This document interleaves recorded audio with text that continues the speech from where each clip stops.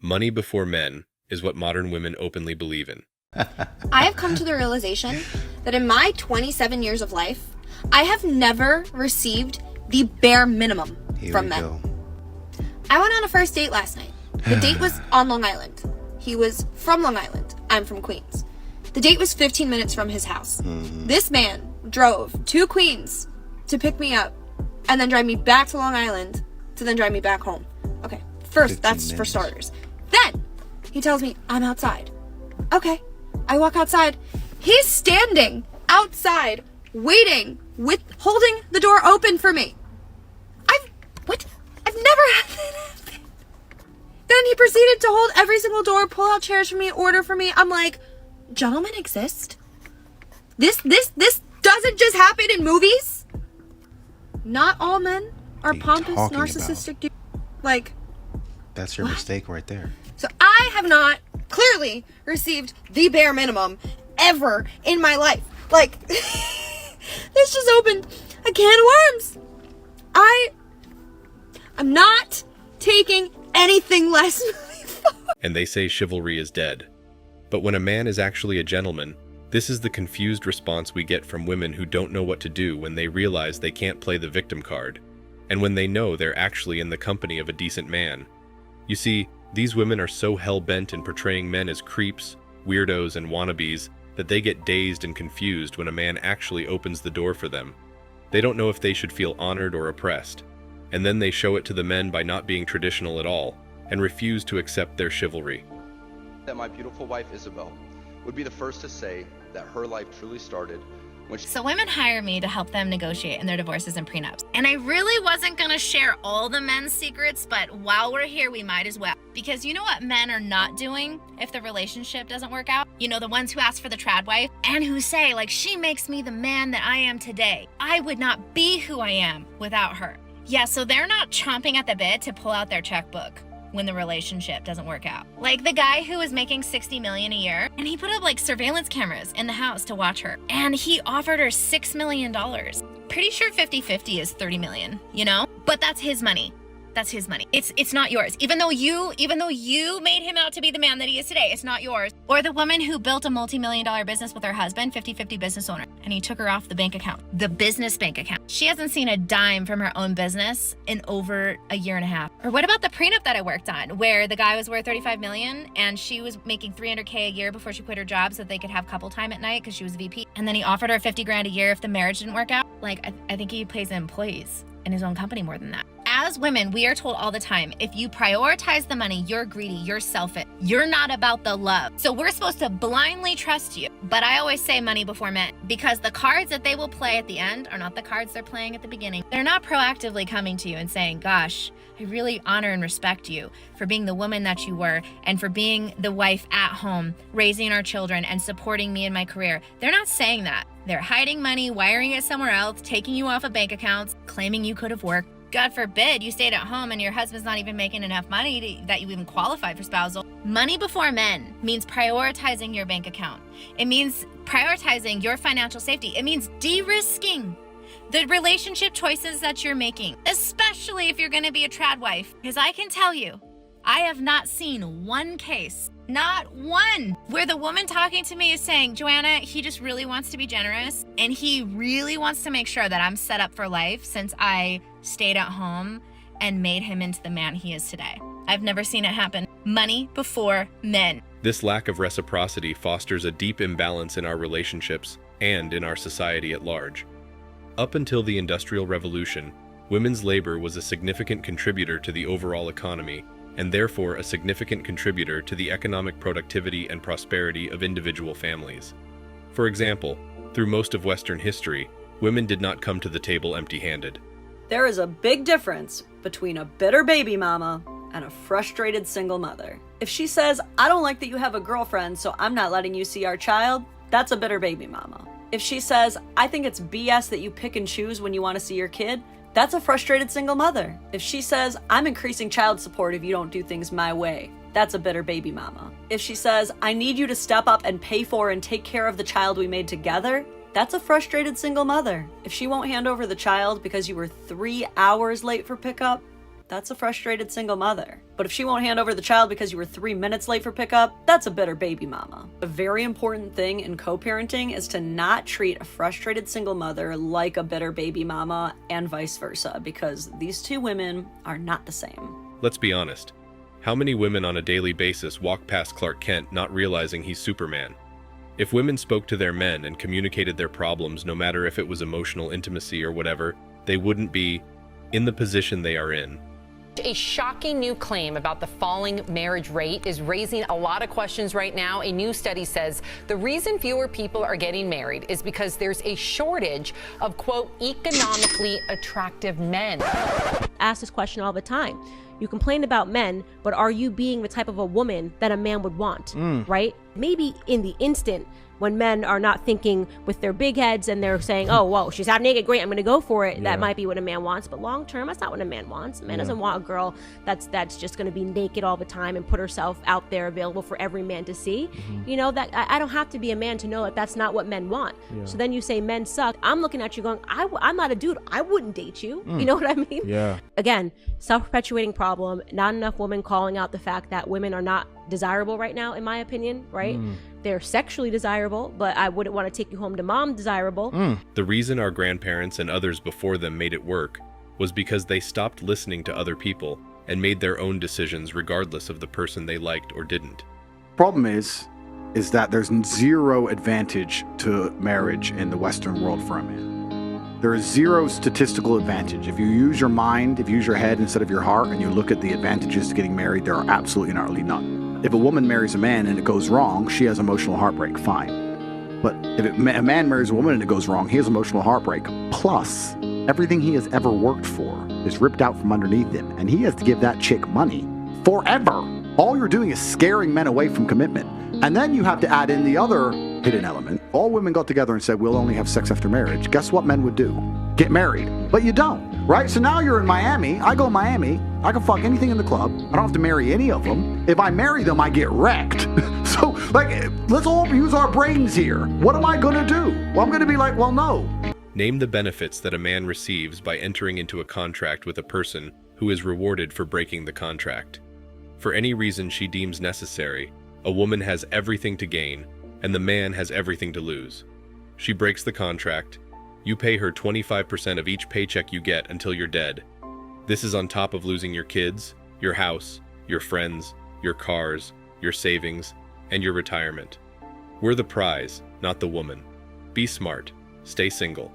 Let the women struggle alone and be independent like they say they want to be. I don't want any of my income to be needed in the family. I want the man to be 100% the supporter, but that doesn't mean that I'm not gonna work and I'm not gonna have my own business or whatever. But you would want the family to be able to live solely off of your husband's income. 100% solely off of my husband. I don't want me to have to use my income at all. So her money is her money, and her man's money is also her money. And it's funny, people will see videos like this and their only response is, oh, but not all women are like that. Okay, that's fine, but obviously there are women who are like this. The modern problems between men and women are not about men being too feminine, or women being too masculine, or even about women expecting traditional treatment when they are not traditional women. Men, I have another question for you. And let's hear this one. Why is it that we as women will send you a text explaining exactly why we're upset with you? Every little detail, making it clear as day. And then you will respond with, what do you mean? Well, the major problem here is that one sent that through text message, as opposed to actually having an in-person conversation with the man explaining exactly what was wrong, so that then he could ask questions if there was need of clarification. What do you mean? What do I mean? Exactly what it sounds like. That's why it's best to have these conversations in person.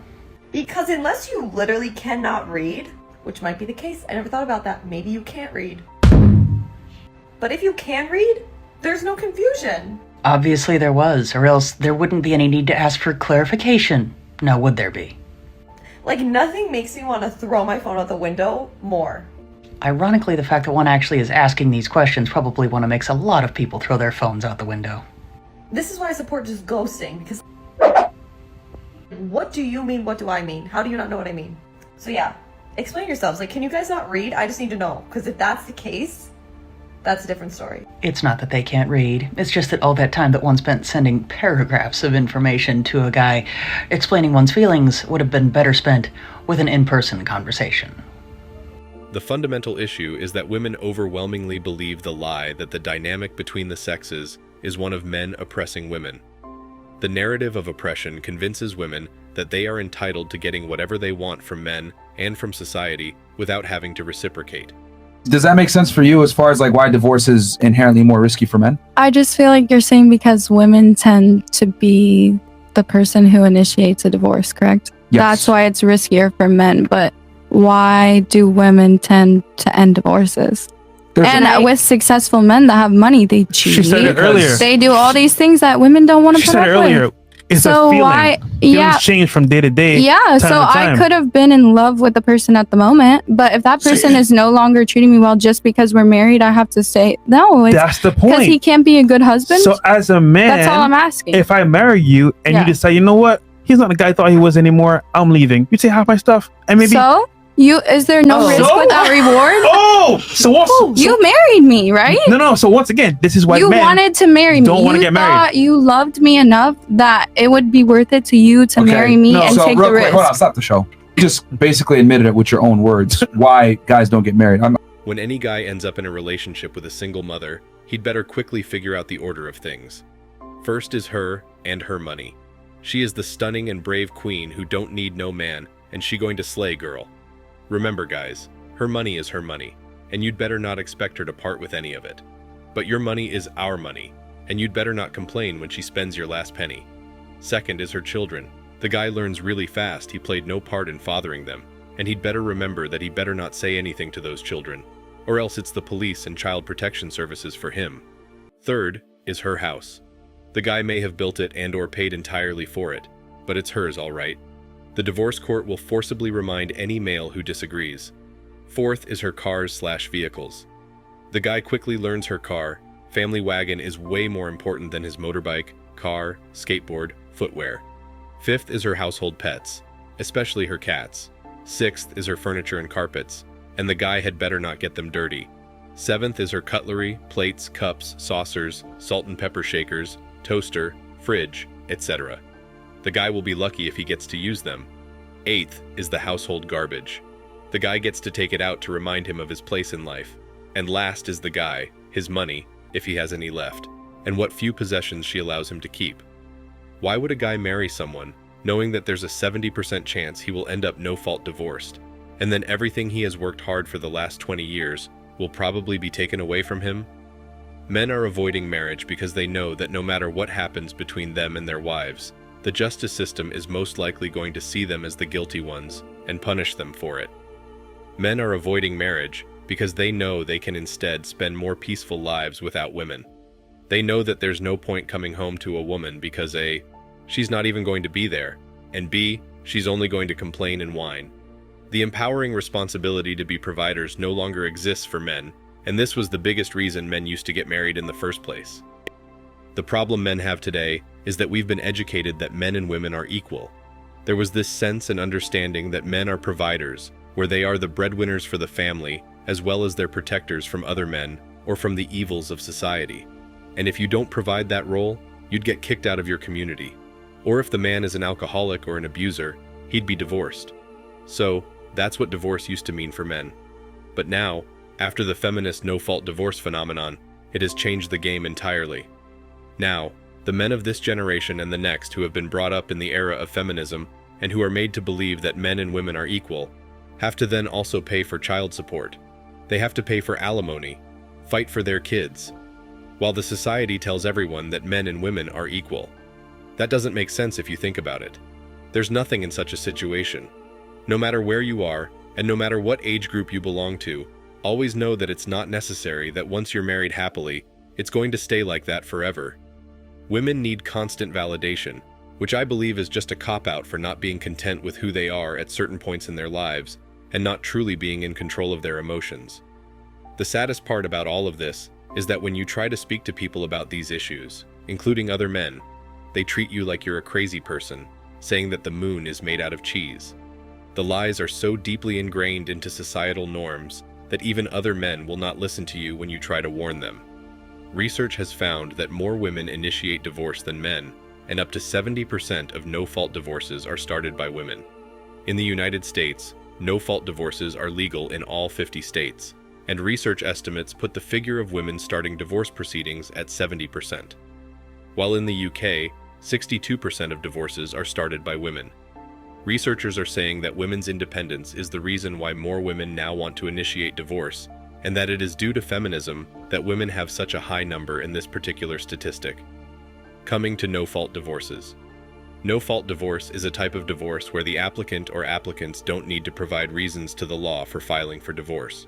This means that anyone can file for divorce at any time and not give any reason for doing so, and the state does not legally need any reason from them to pursue the divorce case. Historically, men were the primary wage earners. Women desired these rich, resourceful men. Society has changed dramatically since then. Nowadays, women are earning money at high rates. In some cases, they are the breadwinners, out-earning their husbands. This is an issue for women desiring a partner who is wealthy and more successful than they are. Being the breadwinner also tends to lead to relationship dissatisfaction for married women who earn more than their husbands and achieve a higher status. It's even worth it to say that the safe way a man can get married is if the woman makes more and there are no children. When I say safe, I mean financially. Unless you're a Chad or Tyrone, you won't be respected. Also, you're going to have to lower your beauty standards. No pretty woman is even noticing a non-Chad that makes less than her. It just isn't worth it. Thanks for watching Man Reacts. Show us your love and support by liking this video, sharing it with your friends, and subscribing to the channel. Support us and help us spread support for men around the world. Do comment and share your thoughts. We're always up for a healthy debate and discussion.